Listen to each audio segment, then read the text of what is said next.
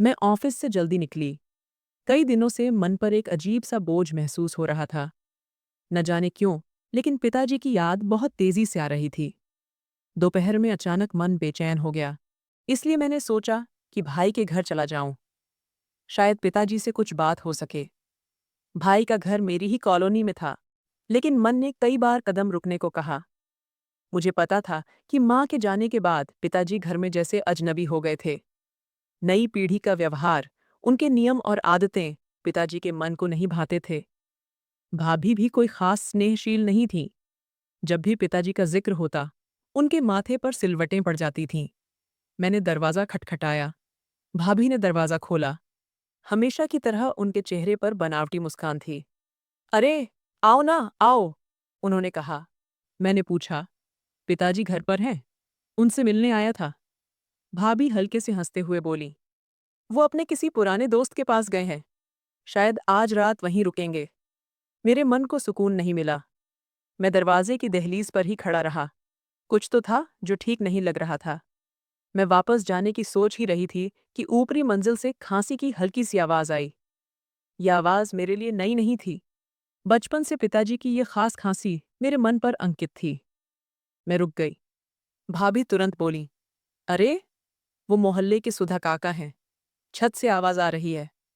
लेकिन मेरे पैर रुकने वाले नहीं थे। मैंने अपने जूते उतारे और धीरे धीरे सीढ़ियां चढ़ने लगा। शायद मुझे रोकने के लिए भाभी मेरे पीछे पीछे आईं। ऊपर कुछ नहीं है, बस पुराने सामान का कमरा है। तुम क्यों तकलीफ ले रहे हो? उनकी आवाज में घबराहट थी। मैं कुछ नहीं बोला, लेकिन मेरे पैर और तेजी से आगे बढ़े। छत पर कदम रखते ही मेरे पूरे शरीर में जैसे बिजली दौड़ गई। धूप बहुत तेज थी। वह धूप जिसमें पक्षी भी छाया की तलाश में रहते हैं। लेकिन वहां मेरे पिताजी बैठे थे। वे, जो कभी हमें इस तेज धूप से बचाकर स्कूल छोड़ने जाते थे, आज उसी जलती धूप में एक पुरानी चटाई पर बैठे थे, जो फटी हुई थी। ऐसा लग रहा था जैसे वे उस घर का हिस्सा ही नहीं थे। उनके कपड़े पसीने से भीगे थे, चेहरा पीला पड़ गया था, और आंखों में वह शांति थी जो एक लाचार इंसान की आखिरी पुकार होती है। उनके सामने वही प्याला रखा था जिसे हम बचपन में कुत्ते को पानी पिलाने के लिए इस्तेमाल करते थे। उसमें दो बासी रोटी के टुकड़े डाले हुए थे, शायद सुबह के या फिर पिछले दिन के। पिताजी उन टुकड़ों को पानी में भिगोकर नरम करके खाने की कोशिश कर रहे थे। मेरा कलेजा एक अनजानी पीड़ा से भर गया। जीभ जैसे कांपने लगी। मैं बिना कुछ बोले उनकी ओर देखती रही। आंखों में आंसू नहीं आए, लेकिन भीतर से मेरा दिल रो रहा था। पिताजी, मेरी आवाज में कंपन था। पिताजी ने चौंक कर मेरी ओर देखा। उनकी आंखों में आश्चर्य, खुशी और शर्मिंदगी सब एक साथ थे। वे किसी छोटे बच्चे की तरह डर गए, जैसे रंगे हाथों पकड़े गए हों। बेटा, तू यहाँ? तू क्यों आई? पिताजी, ये क्या हो रहा है? आप नीचे क्यों नहीं आते? मैंने पूछा। वे बोले, अरे, ये खांसी है ना? बच्चों को ना लग जाए, इसलिए बहू ने कहा कि कुछ दिन ऊपर रहो। मुझे लगा, ठीक है, क्या फर्क पड़ता है। मैंने मुड़कर भाभी की ओर देखा, जो दरवाजे पर खड़ी थीं। उनकी आंखों में शर्म नहीं, बल्कि एक तरह की बेपरवाही थी। अरे, देखो ना, हमें भी बच्चों की फिक्र करनी पड़ती है। पिताजी को खांसी है और उम्र भी ज्यादा है, इसलिए कुछ समय के लिए ऊपर रखा है। मैंने तीखे स्वर में कहा, बस? तो ये प्याला, ये रोटी, ये क्या मेहमानों के लिए है? भाभी बोली, अरे, मैं अभी खाना लेकर आती हूँ।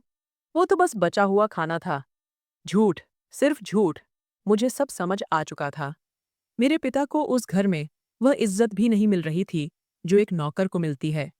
वे धूप में थे क्योंकि उनकी हिस्से की छाया भी उस घर के लिए बोझ बन गई थी। पिताजी ने मेरी आंखों से बहते आंसू देखे और नजर झुका ली। फिर धीमी आवाज में बोले, बेटा, मैं ठीक हूं, तू फिक्र मत कर। यहां बैठा हूं, आकाश दिखता है, और कुछ यादें। उनकी आवाज अधूरी रह गई, जैसे उन्होंने गले में कुछ अटका कर अपनी आंखों की नमी को दबा लिया। मैंने उनका हाथ अपने हाथ में लिया। वही हाथ जो कभी मेरे लिए छाता था, आज धूप में जल रहा था। मेरे मन ने ठान लिया कि अब कुछ तो बदलना होगा। यह अन्याय मैं अब और नहीं सहूंगी। मेरा पहला कदम था पिताजी को उस घर से निकालकर अपने घर ले जाना। भले ही मैं उन्हें तुरंत घर नहीं ले जा सकी, लेकिन उस घटना के बाद मेरा मन शांत नहीं था। मैं रोज दोपहर को उनके लिए कुछ न कुछ लेकर जाती, उनके साथ थोड़ा वक्त बिताती, उनकी बातें सुनती, उनके दुख को बांटने की कोशिश करती। वह छत की कमरा मेरी रोज की आदत बन गया था, लेकिन शायद मेरा यह प्यार किसी को खटकने लगा था। एक दिन, हमेशा की तरह, जब मैं पिताजी के कमरे में पहुंची, तो उनका चेहरा थोड़ा म्लान लगा। पूछने पर वे बस इतना ही बोले, बेटा अब ज्यादा मत आया कर, सबको ये पसंद नहीं है। क्या पिताजी? मैं आपकी बेटी हूं, क्या मुझे आपसे मिलने की भी मनाही है? वे चुप रहे। उनकी आंखों में ऐसी घबराहट थी जो किसी आने वाले तूफान की आहट दे रही थी। उसी शाम, जब मैं लौट रही थी, तो सीढ़ियों के मोड़ पर अचानक भाभी की आवाज सुनाई दी। वे फोन पर किसी से बात कर रही थीं। उनकी आवाज तेज थी। हाँ, मैंने कई बार देखा है। वे मुझे अजीब नजरों से देखते हैं। उम्र हो गई है, लेकिन नियत शक के घेरे में लगती है। अब तो बहाने से ऊपर आते हैं, कभी पानी मांगते हैं, कभी कुछ और। मेरे पैर वहीं ठिठक गए। मेरी आंखों में आश्चर्य भर गया। क्या वे वाकई मेरे पिताजी पर इल्जाम लगा रही हैं? मैं आगे बढ़कर उनके सामने खड़ी हो गई और बोली, भाभी, आप मेरे पिताजी पर इल्जाम लगा रही हैं? भाभी चौंकीं, लेकिन तुरंत संभल गईं। मैं इल्जाम नहीं लगा रही, बस वे मुझे अजीब नजरों से देखते हैं। मेरा मन बेचैन हो जाता है। और तू तो रोज उनके पास जाती है, तुझे तो अंदाजा होना चाहिए। मैं गुस्से से चीख पड़ी, वे तुम्हारे ससुर हैं, तुम्हें शर्म नहीं आती? उसी वक्त भाई आ गया। उसके चेहरे पर संदेह और गंभीरता का साया था। यहाँ क्या चल रहा है? उसने पूछा। भाभी तुरंत उसके पास गई और आंखों में आंसू लाकर बोली, मैंने कुछ नहीं कहा, बस तुझसे कहा था कि कुछ अजीब लग रहा है। पिताजी पहले जैसे नहीं रहे। भाई ने मेरी ओर देखा और बिना कोई सवाल किए बोला, अगर तुझे कुछ गलत लग रहा है तो मैं पिताजी से बात करता हूँ। मेरा गाना गाना, तू क्या कहना चाहता है? सिर्फ अपनी पत्नी की भावनाओं के आधार पर अपने पिता पर इल्जाम लगा रहा है? भाई चुप था, और यह चुप्पी मेरे दिल में एक गहरी चोट दे गई। मुझे समझ आ गया कि घर की दीवारें पहले ही झूठ की नींव पर डगमगाने लगी थीं, और अब उनके गिरने का वक्त आ गया था। सुबह का उजाला पूरी तरह फैलने से पहले ही मेरे फोन की घंटी बजी। भाई का नंबर था। एक अनजानी डर से दिल धड़कने लगा। कॉल उठाया तो पीछे से हलचल की आवाज आई, बस, बहुत हो गया, अब मैं और नहीं सह सकता। भाई की आवाज गुस्से से भरी थी। मैं घबरा कर बोली, क्या हुआ? सब ठीक है ना? आकर खुद देख ले। कॉल कट हो गया। मैं हड़बड़ाकर भाई के घर पहुंची। दरवाज़ा खुला था। भीड़ में कुछ औरतें जमा थीं। सबके चेहरों पर सवाल और आश्चर्य था। मैं अंदर गई तो देखा, मेरे पिता, जीयर पिता परिमा। उनके कपड़ों पर मिट्टी लगी थी। चेहरा लाल हो गया था और आंखों में वही दर्द का भाव था जो किसी तूफान के बाद की तबाही जैसा होता है। मेरे कांपते पैर उनके पास जाकर रुके। मेरी आवाज़ गले में अटक गई। मैं कुछ बोल नहीं पाई। बस मेरी आंखों से आंसू बहने लगे। उन्होंने मेरी ओर देखा। उनका चेहरा कांप रहा था। होंठ सूख गए थे। बेटा, मैंने कुछ नहीं किया। वे कहते हैं कि मैंने चप्पल से मारा। उनका सिर मेरे कंधे पर झुक गया। सुन लिया जैसे शब्दों ने मेरे दिल को चीर दिया। क्या कह रहे हो? भाभी ने मारा? पिताजी की आंखों में आंसू बहने लगे और वे मेरे पल्लू में समा गए। तभी भाई बाहर आया। उसके चेहरे पर कठोरता और आंखों में तिरस्कार था। ले जा इन्हें। तुझे इनके साथ रहना इतना पसंद है ना? तो ले जा इन्हें। इस घर में इनकी कोई जगह नहीं। क्या बोल रहा है तू? ये हमारे पिता हैं। इन्होंने हमें पाल लिया, हमारे लिए अपनी पूरी जिंदगी न्यौछावर कर दी। भाई तड़प कर बोला, वही बात थी पहले, लेकिन अब ये वैसे नहीं रहे।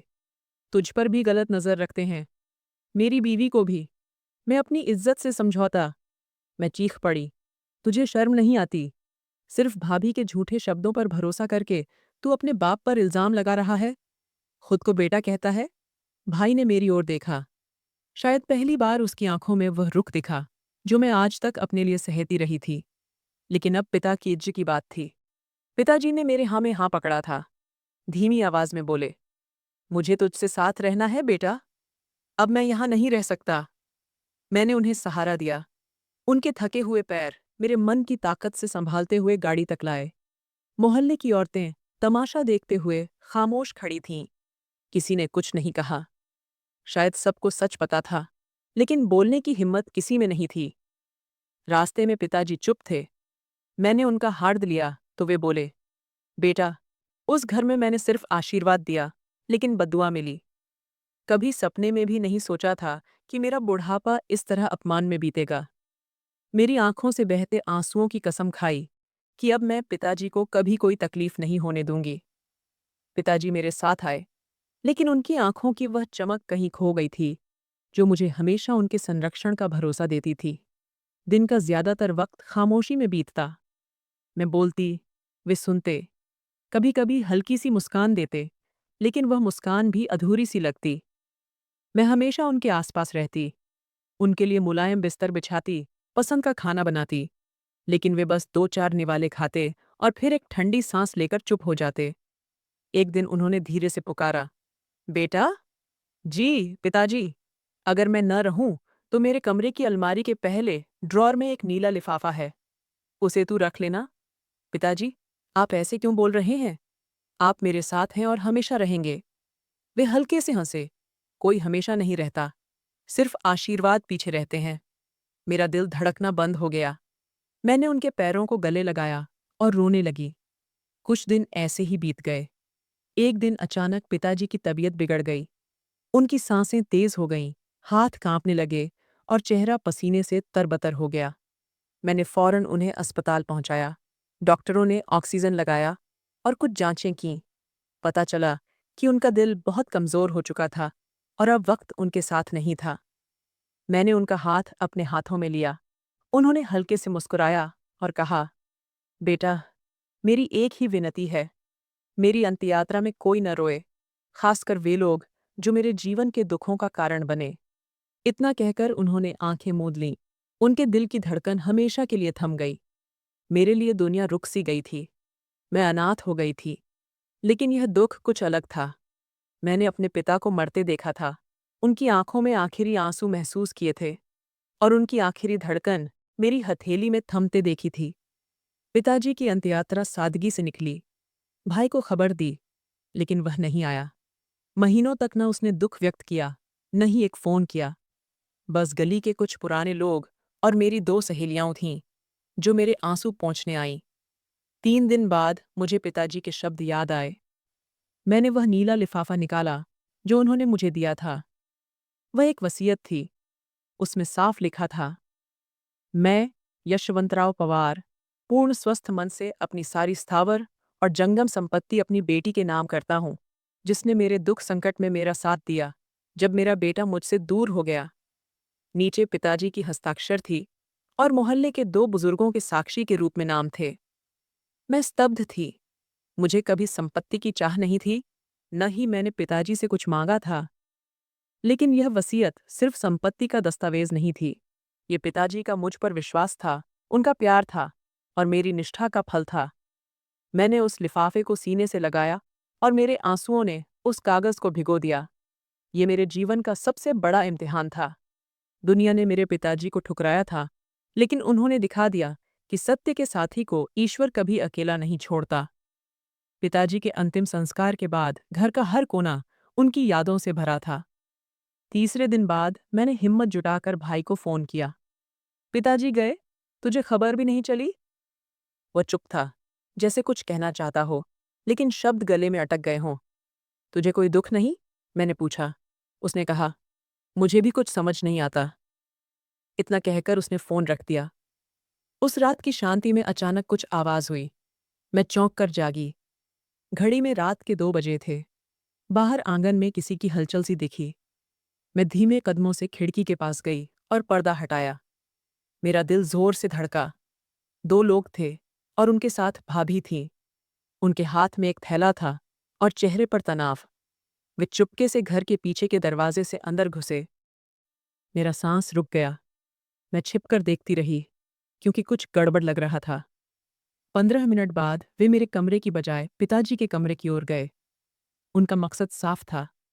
जब वे लौटे, उनके हाथ में एक फोल्डर था।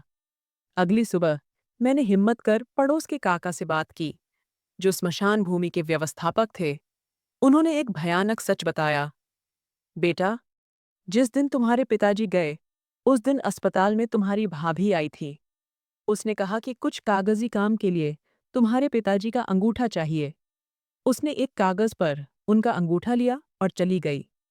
यह सुनकर मेरे पैरों तले जमीन खिसक गई। अब मुझे समझ आया कि वह फोल्डर क्या था और रात की चोरी क्यों हुई। भाभी ने पिताजी के मृत शरीर से छलकर नकली हस्ताक्षर बनवाए थे।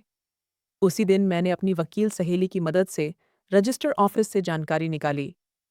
शाम तक खबर आई कि पिताजी की सारी संपत्ति उनके नाती पोतों के नाम कर दी गई थी। हस्ताक्षर और अंगूठे के निशान असली जैसे लग रहे थे। मेरी आंखों के सामने अंधेरा छा गया।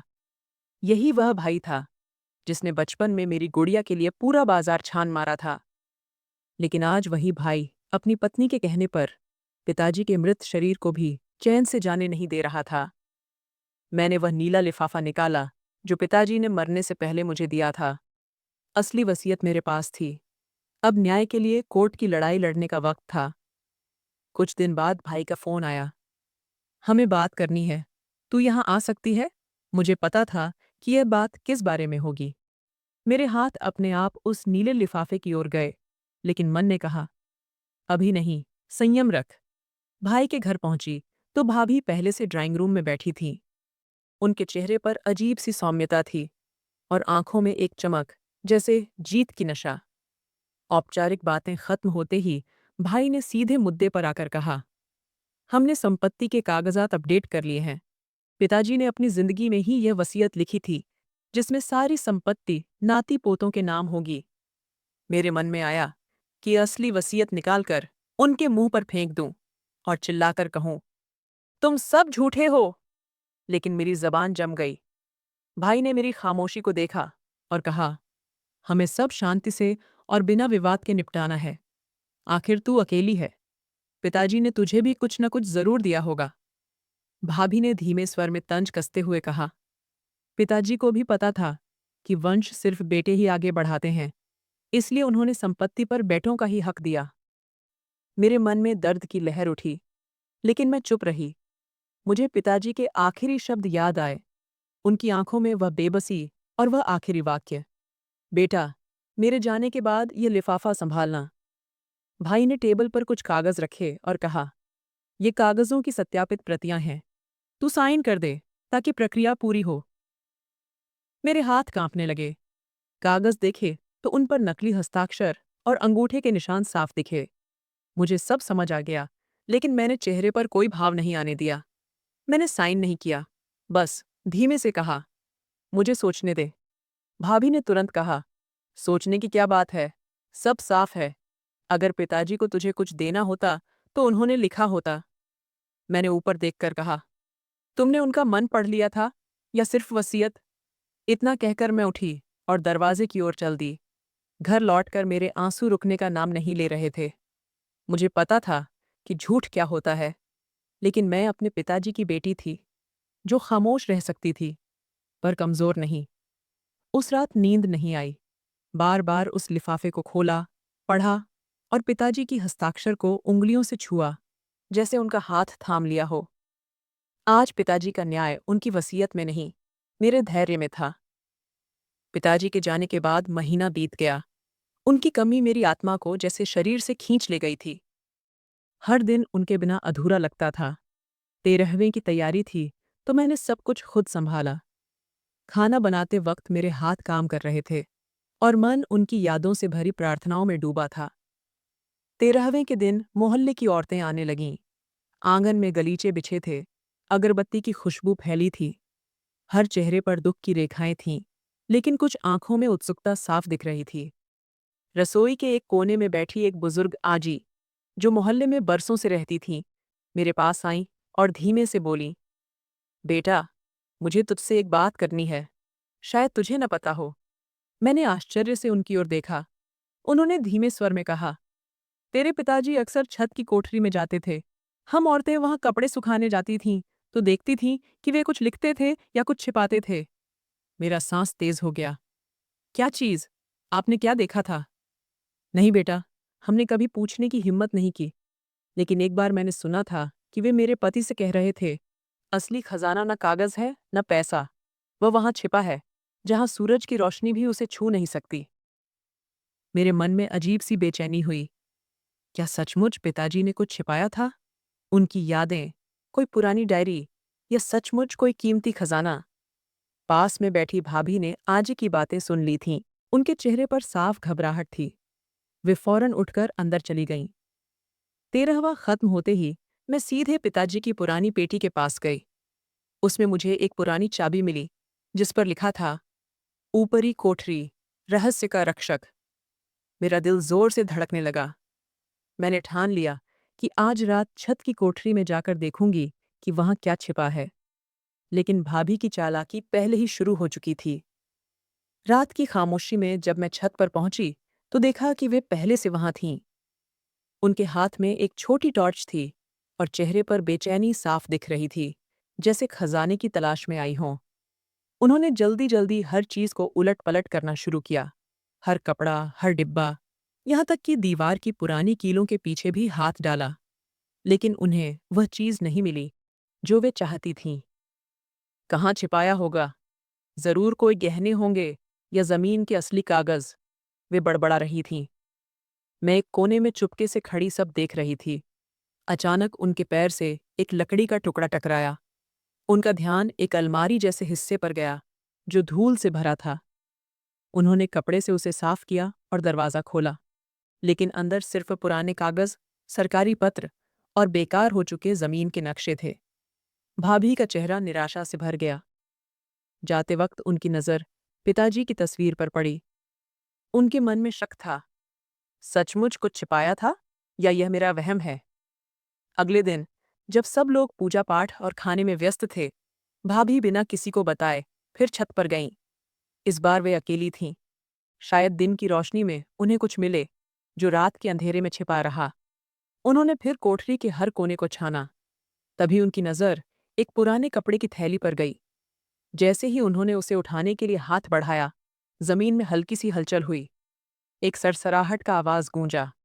उनका दिल जोर से धड़कने लगा। कोठरी के कोने से एक लंबा, काला सांप निकला। टॉर्च की रोशनी में उसकी आंखें चमक रही थीं। भाभी चीखने की कोशिश कर रही थी, लेकिन आवाज गले में अटक गई। वे डर से पीछे हटीं, लेकिन तभी उनका पैर फिसला और सांप ने उनके पैर पर हमला कर दिया। एक जलती हुई टीस, एक कांपती चीख।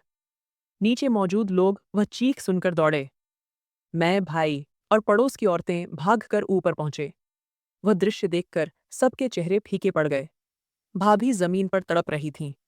उनका चेहरा पीला पड़ गया था और सांसें तेज और टूटी-टूटी थीं। हमने उन्हें फौरन अस्पताल पहुंचाया, लेकिन डॉक्टरों के चेहरों से साफ था कि जहर पूरे शरीर में फैल चुका था। डॉक्टर बोले, हम पूरी कोशिश कर रहे हैं, लेकिन यह जहर बहुत खतरनाक है। पहली बार मैंने भाई की आंखों में सच्चा डर देखा। वही भाई जिसने अपने पिता को घर से निकालने में पल भर नहीं सोचा था, आज अपनी पत्नी को इस हालत में देखकर टूट चुका था। भाभी पूरी रात मौत से जूझती रहीं। कभी उनकी आंखें बंद होतीं, कभी वे बड़बड़ातीं। कोठरी, छत, खजाना, सब साफ हो चुका था। लालच इंसान को कहां से कहां ले जाता है। सुबह डॉक्टरों ने हमें बताया, जहर ने उनकी नसों पर असर किया है, उन्हें लकवा मार गया है। उनका दायां हिस्सा पूरी तरह निष्क्रिय हो गया है। शायद पिताजी के श्राप ने कहीं न कहीं असर दिखाया। मेरा चेहरा फीका पड़ गया और मैं कुर्सी पर ढह गई। क्या वे कभी ठीक हो सकती हैं? मैंने डॉक्टर से पूछा। उन्होंने गहरी सांस ली और कहा, उनकी सोचने की शक्ति बाकी है, लेकिन शरीर का एक हिस्सा अब उनका साथ नहीं देगा। जब मैं उनके कमरे में गई, भाभी ने मेरी ओर देखा। उनकी आंखों में एक साथ कई भाव थे, पछतावा, शर्म, दर्द और शायद कुछ ऐसे शब्द जो उनके होंठों तक न आ सके। आपकी तबीयत कैसी है? मैंने धीमे से पूछा। जवाब में सिर्फ खामोशी थी। वे कुछ कहना चाहती थीं, कुछ बताना चाहती थीं, लेकिन उनके चेहरे का वह हिस्सा हिल नहीं पा रहा था। सिर्फ आंखों से आंसू बह रहे थे। मैं उनके पास बैठी और उनका हाथ अपने हाथ में लिया। वही हाथ जो कभी मेरे पिताजी पर उठा था, आज वही हाथ बेजान पड़ा था। कमरे में सन्नाटा पसरा था। भाई एक कोने में खड़े थे, नजरें झुकाए और शायद भीतर से टूट रहे थे। काले के चक्र ने अपना फेरा पूरा किया था। न्याय की पहली चिंगारी सुलग चुकी थी, लेकिन मेरा मन कह रहा था कि कहानी अभी खत्म नहीं हुई। यह तो बस शुरुआत थी। भाभी के बीमार पड़ने के बाद घर का माहौल तेजी से बदलने लगा। भाई, जो कभी उनके लिए आकाश के तारे तोड़ लाने को तैयार रहता था, अब सिर्फ औपचारिक हालचाल पूछने अस्पताल जाता और भारी कदमों से लौट आता। कुछ हफ्तों बाद भाभी को घर लाया गया, लेकिन वह कमरा, जहां कभी पिताजी को धूप में बिठाया जाता था, अब भाभी के लिए आरक्षित था। उनका पलंग उस पुराने पंखे के नीचे रखा गया। वह पुराना कटोरा, जो पिताजी के समय इस्तेमाल होता था, अब उनके सामने रखा जाता। दिन भर वे चुपचाप छत की ओर देखती रहतीं और शाम को नौकरानी आकर उनके मुंह में एक दो कौर डाल देती। उनके होंठों पर अब कोई आवाज नहीं थी, सिर्फ आंखों में नमी बाकी थी। कुछ दिनों बाद एक और खबर ने मेरा दिल चीर दिया। भाई ने दूसरी शादी कर ली। नई दुल्हन सुंदर, जवान और बातों में चतुर थी। वही लड़की जो कभी भाभी की गोद में खेलती थी, अब नई माँ के रंग में रंगने लगी। बड़ा बेटा चुप रहने लगा, छोटा बेटा नाराज रहने लगा। नई माँ ने जल्दी ही घर पर अपनी पकड़ मजबूत कर ली और बच्चों को भाभी से दूर कर दिया। बच्चे बार बार कहने लगे, माँ बीमार है, उसकी बदबू आती है, हम उसके कमरे में नहीं जा सकते। वही बच्चे, जिनके लिए भाभी ने कभी सारी दुनिया से लड़ाई की थी, आज अपनी माँ की बीमारी पर शर्मिंदगी महसूस करने लगे। एक दिन मैं भाभी के पास गई। उनके पलंग के पास बैठकर मैंने उनका हाथ पकड़ा। उन्होंने जैसे तैसे आंखें खोलीं। उनके चेहरे पर कोई शिकायत नहीं थी, सिर्फ एक गहरी उदासी थी। मैंने नरम स्वर में कहा, याद है जब आपने कहा था कि पिताजी की मौजूदगी बच्चों के लिए खतरनाक है? आज आपको उन बच्चों की मौजूदगी से डर नहीं लगता? वे कुछ बोल नहीं पाईं। उनकी आंखों की किनारें गीली हो गईं और आंसू बहने लगे। नई पत्नी अब घर की मालकिन बन चुकी थी और भाभी सिर्फ एक साये की तरह रह गई थीं। एक बोझ, एक ऐसा वजूद जिसे सब भूल जाना चाहते थे। लेकिन मैं नहीं भूली थी। मैं हर पल पिताजी की याद को दिल में संजोए रखती थी। रोज छत की ओर देखकर लगता था कि ये कर्म फल के पल हैं, जहां काल ने न्याय का हाथ थाम लिया है। एक दिन नौकरानी ने यूं ही बताया, खाना बच गया था तो मैंने उसे उस पुराने कटोरे में रख दिया जो पिताजी के समय इस्तेमाल होता था। मैं चौंक गई। वही कटोरा जिसमें कभी मेरे पिताजी को खाना दिया जाता था, जिसे कभी कुत्ते के लिए इस्तेमाल किया जाता था, आज फिर इस्तेमाल हो रहा था। लेकिन इस बार उस पर चिल्लाने वाली आवाज मेरे पिताजी की नहीं, भाभी की थी। जैसे ही नौकरानी ने वह कटोरा उनके सामने रखा, उनकी आंखों में दहशत भर गई। उनका पूरा शरीर कांपने लगा। होंठों से शब्द जैसे अटकते हुए निकले और फिर एक चीख, नहीं, ये कटोरा मेरे सामने मत रखो, नहीं। उनके शब्द अधूरे रह गए, लेकिन उनकी कांपती आवाज, उनकी चीख, सब कुछ बयान कर गई। उनकी चीख सुनकर नई पत्नी दौड़कर ऊपर गच्ची पर आई। बच्चे डर गए। उन्होंने कानों पर उंगलियां रख लीं।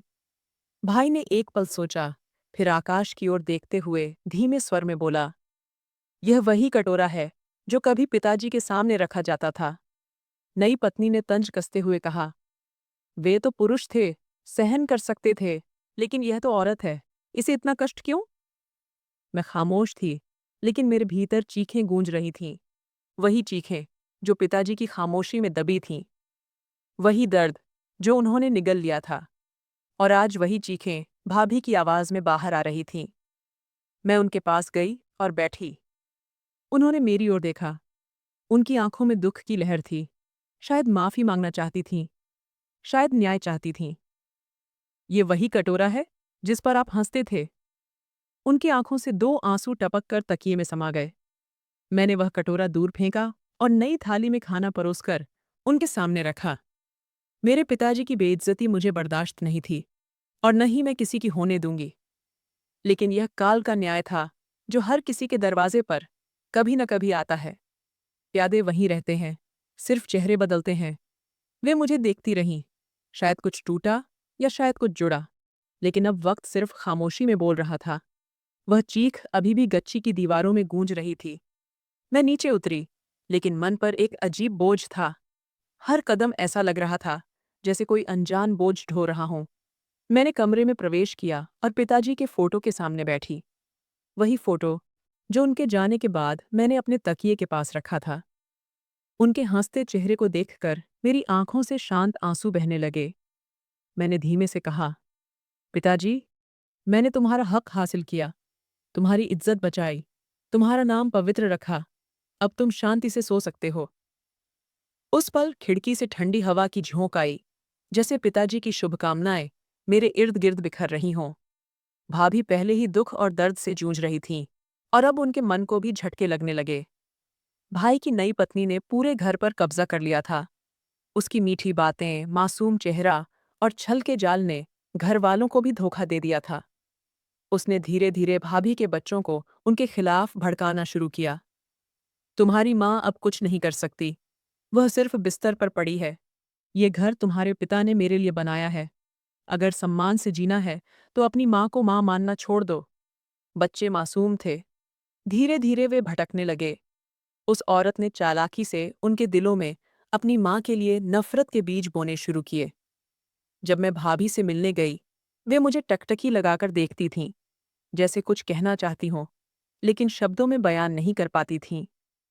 एक दिन छत पर मैंने उन्हें जोर-जोर से कुछ बोलने की कोशिश करते देखा, लेकिन आवाज नहीं निकल रही थी। सिर्फ आंखों में आंसू थे और होंठ हिल रहे थे, जैसे कोई प्रार्थना या शाप बुदबुदा रही हो। लेकिन मैं उन लोगों में से नहीं थी जो चुप रहते हैं। पिताजी की वसीयत मेरे पास सुरक्षित थी, उनके अपने हस्ताक्षर में लिखी, सच्चे साक्ष्यों की सही के साथ और उनके अंगूठे के निशान के साथ। मुझे पता था कि झूठ की दीवार को गिराने के लिए सही वक्त का इंतजार करना होगा, और वह वक्त आ चुका था। भाई और उसकी नई पत्नी ने नकली कागजों की मदद से पिताजी की संपत्ति हड़प ली थी। उन्होंने खुद को कानूनी वारिस साबित किया था, लेकिन मुझे पता था कि अब एकमात्र रास्ता न्यायालय का है। मैंने वकीलों से संपर्क किया और सारे दस्तावेज उनके हवाले किए। वकीलों ने कागज देखकर कहा, यह तो साफ साफ धोखाधड़ी है। अगर साक्षी कोर्ट में हाजिर हुए और हस्ताक्षर की पहचान हो गई तो केस हमारी ओर झुकेगा। कोर्ट में मुकदमा दायर किया गया। पहली सुनवाई में जज ने नोटिस जारी की और नकली कागजों की फॉरेंसिक जांच का आदेश दिया। जब भाई को यह खबर मिली तो उसकी आंखों में पहली बार डर दिखा। नई पत्नी ने उसे भड़काया, यह सब तुम्हारी बहन की साजिश है। वह तुम्हें संपत्ति से बेदखल करना चाहती है। लेकिन मुझे किसी का हिस्सा नहीं चाहिए था। मुझे सिर्फ न्याय चाहिए था, मेरे पिताजी का सम्मान और उनकी आखिरी इच्छा का संरक्षण। कुछ दिनों बाद कोर्ट में सुनवाई थी। मैंने सारे सबूत तैयार किए, साक्षियों से संपर्क किया और पिताजी की यादों को मन में रखकर कोर्ट के दरवाजे में कदम रखा। ये सिर्फ कागजी लड़ाई नहीं थी, ये उस संघर्ष का हिस्सा थी जो पिताजी ने अपने आखिरी दिनों में झेला था। वह अकेलापन जो उन्होंने सहा, दर्द जो उन पर थोपा गया। पहली सुनवाई में जज ने भाई के वकील से पूछा, अगर मृत व्यक्ति ने नाती पोतों के नाम वसीयत लिखी थी तो यह दस्तावेज अस्पताल ले जाने से पहले क्यों तैयार किया गया, और मृत्यु के बाद अंगूठे के निशान क्यों लिए गए? ये ऐसा सवाल था जिसने सत्य के दरवाजे खोल दिए। भाई के वकील के पास कोई जवाब नहीं था। मैं खामोश खड़ी रही, मन में पिताजी का चेहरा लिए बार बार एक ही वाक्य दोहराती रही, पिताजी, मैंने वादा किया था कि तुम्हारे सत्य को झूठ के नीचे दबने नहीं दूंगी। हालात अब पूरी तरह बदल चुके थे। न्याय की तुल्ला पर बैठा कागज मेरे पिताजी के सत्य की गवाही दे रहा था। कई महीनों तक मुकदमे की सुनवाई चली। अलग अलग तारीखों पर कोर्ट में हाजिरी देनी पड़ी। साक्षियों के बयान दर्ज हुए और आखिरकार वह पल आया जिसका इंतजार न सिर्फ मुझे बल्कि मेरे पिताजी की आत्मा को भी था। जज ने फैसला सुनाया। अदालत सबूतों और साक्षियों के बयानों के आधार पर इस नतीजे पर पहुंची है कि असली वसीयत वही है जो मृतक यशवंतराव पवार ने अपनी बेटी के नाम लिखी थी। नकली दस्तावेज अमान्य किए जाते हैं, इसलिए पूरी संपत्ति कानूनी वारिस यानी बेटी के नाम की जाती है। मेरे कानों में यह शब्द गूंजने लगे। आंखों में आंसू थे, दिल कृतज्ञता से भरा था और आत्मा को एक अजीब सी शांति का अनुभव हुआ। कोर्ट के बाहर निकलकर मैंने आकाश की ओर देखा। आंखें नम थीं, लेकिन होठों पर मुस्कान थी। पिताजी, मैंने तुम्हारी इज्जत बचाई, तुम्हारा हक तुम्हारी इच्छा के मुताबिक पूरा किया। भाई शर्मिंदगी के साथ कोर्ट से बाहर निकला। उसकी नई पत्नी उसका हाथ पकड़कर तेजी से बाहर चली गई, जैसे फैसले की शर्मिंदगी से भाग रही हो। उनके चेहरों पर हार, अपमान और अविश्वास साफ दिख रहा था। जिस लड़की को उन्होंने कमजोर समझा था, उसने उनके झूठ को जमीन पर पटक दिया था। अब पूरी संपत्ति मेरे नाम थी, घर, जमीन, बैंक बैलेंस, सब कुछ। लेकिन उस पल मेरे दिल ने एक और फैसला लिया, सबसे अलग और सबसे जरूरी। मैंने वकीलों से कहा, मुझे यह संपत्ति नहीं चाहिए, इसे किसी अनाथाश्रम को दान कर दो। वकील ने हैरानी से कहा, क्या आपको अंदाजा है कि यह कितनी बड़ी रकम है? मैंने हल्के से मुस्कुराकर जवाब दिया, मुझे बस इतना अंदाजा है कि मेरे पिताजी ने अपनी पूरी जिंदगी दूसरों के लिए समर्पित की थी। मैं चाहती हूं कि उनका पुण्य उन बच्चों को मिले जिनके सिर पर पिता का साया नहीं है। कुछ दिनों में पूरी संपत्ति एक मशहूर अनाथाश्रम के नाम कर दी गई। जब मैं पहली बार उन अनाथ बच्चों से मिली, तो उनके मासूम चेहरों को देखकर मेरे मन को जो शांति और समाधान मिला, वह दुनिया की किसी भी संपत्ति से बड़ा था। मैंने पिताजी का फोटो वहां की दीवार पर लगाया और नीचे लिखा, ये घर उन बच्चों के लिए है जिनके पास पिता नहीं है। स्वर्गीय यशवंतराव पवार की स्मृति में, उनकी बेटी और उनकी ममता के लिए। उधर भाई दिन ब दिन और टूटता गया। जो आदमी अहंकार से भरा था, वह अब शर्म की चादर ओढ़कर छिपने की कोशिश कर रहा था। नई पत्नी ने भी उसका साथ छोड़ दिया। बच्चे भी दूर हो गए। उनके घर में सिर्फ खामोशी पसरी थी। वही पुराना कमरा, वही छत और भाभी का वही ठिकाना। लकवे के झटके के बाद उनकी जबान पूरी तरह सुस्त हो चुकी थी। कोई शब्द नहीं बोल पाती थीं, लेकिन उनकी आंखें सब कुछ कह रही थीं। एक दिन मैं उनके पास गई। उनकी हालत और खराब हो चुकी थी। आंखों के इर्द गिर्द काले घेरे पड़ गए थे, बाल बिखरे थे, शरीर थका हुआ था और आत्मा भी थक चुकी थी। मैं उनके पास बैठी और उनका हाथ पकड़ा, जो बिल्कुल बेजान लग रहा था। उन्होंने मेरी ओर देखा और कुछ देर खामोश रहीं। फिर उनकी आंखों से आंसू बहने लगे। न वे माफी मांग सकती थीं, न खुद को बयान कर सकती थीं, लेकिन उनकी आंखों में जो दुख और पछतावा था, वह किसी भी शब्द से ज्यादा बोल रहा था। मैंने उनके हाथ पर हाथ रखा और नरम स्वर में कहा, मैंने तुमसे बदला नहीं लिया, मैंने सिर्फ न्याय किया। वे मुझे देखती रहीं। शायद मेरे इस वाक्य ने उनके मन को थोड़ा सुकून दिया, या शायद उनके दर्द को और गहरा कर गया। मैं उठी, आकाश की ओर देखा और मन ही मन सोचा, ये काल का न्याय था जो पूरा हुआ। सुबह की ठंडी हवा में एक अलग सी शांति थी, जैसे प्रकृति ने कुछ कह दिया हो, कुछ ऐसा जो शब्दों से परे था, लेकिन दिल में उतर गया था। मैंने सफेद ओढ़नी लपेटी, सिर झुकाया और धीरे धीरे स्मशान भूमि की ओर चल पड़ी। हाथ में गुलाब के फूल थे और मन में वे सारी यादें जो पिताजी के साथ बिताई थीं, और वे भी जो उनके बिना गुजरी थीं। स्मशान भूमि में पहुंचते ही मेरे कदम अपने आप रुक गए। यही वह जगह थी जहां मैंने अपने पिताजी को मिट्टी में सौंपा था। वह पल याद आया जब उनका सिर मेरी उंगलियों को छूकर गया था। आज उनकी मिट्टी के सामने खड़ी होकर मैंने सिर झुकाया और हाथ जोड़े। मेरा गला आंसुओं से भरा था। पिताजी, तुम्हारी बेटी ने न्याय हासिल किया। तुम्हारा सम्मान, तुम्हारा नाम, सब वापस लाई। मेरे आंसू उनकी मिट्टी में समा रहे थे। मुझे पता था कि तुम मुझे देख रहे हो और मन ही मन मुस्कुरा रहे हो। तुमने कहा था, बेटियों पर भरोसा रखो, और वह भरोसा मैंने सार्थक किया। मैं मिट्टी के पास बैठी, गुलाब के फूल धीरे से मिट्टी पर रखे और उन पलों को याद करने लगी जब तुम मेरे लिए अभेद्य दीवार बनकर खड़े थे। जब मैं बचपन में डर कर तुम्हारे पीछे छिप जाती थी और तुम हंसकर कहते थे, बेटा, जब तक मैं हूं तुझे कुछ नहीं होने दूंगा। आज मैंने वही वादा तुम्हें लौटाया। जब तक मैं हूं तुम्हारे सम्मान को ठेस नहीं लगने दूंगी। थोड़ी देर बाद मैं उठी, आखिरी बार उस मिट्टी की ओर देखा, फिर आकाश की ओर नजर डाली। सूरज की किरणें अब ढल रही थीं, जैसे वे भी उस बेटी को सलाम कर रही हों जिसने अपने पिता के न्याय को जिंदा रखा। दिन महीनों में बदले, महीने सालों में जिंदगी धीरे धीरे अपने रास्ते पर लौट आई। लेकिन उस दौर में जो कुछ हुआ वह मेरी आत्मा का हिस्सा बन गया। भाई अकेला पड़ गया, उसकी नई पत्नी ने उसे छोड़ दिया, उसके बच्चे नफरत में पलकर खामोशी का शिकार हो गए। भाभी अभी भी जिंदा थीं, लेकिन सिर्फ एक सांस लेता शरीर बाकी था। उनकी आंखों में अभी भी चेतना थी, लेकिन बोलने की ताकत काल के चक्र में खो गई थी। कभी कभी लगता था जैसे वे अपनी आंखों से मुझसे माफी मांग रही हों, लेकिन अब बहुत देर हो चुकी थी। मैंने वह पुराना घर बेचकर अनाथाश्रम में और कमरे बनवाए। वहां पढ़ने वाले बच्चों की मुस्कान मेरी जिंदगी का समाधान बन गई। हर शुक्रवार को मैं उन बच्चों से मिलने जाती, उनके साथ बैठकर खाना खाती, उनकी बातें सुनती और मन ही मन भगवान का शुक्रिया अदा करती। हे भगवान, तूने मुझे सत्य का रास्ता दिखाया, संयम दिया और वह हिम्मत दी जो अन्याय के खिलाफ खड़े होने के लिए काफी थी। तो दोस्तों, अगर कहानी पसंद आई हो तो चैनल को लाइक, शेयर और सब्सक्राइब करना न भूलें। धन्यवाद।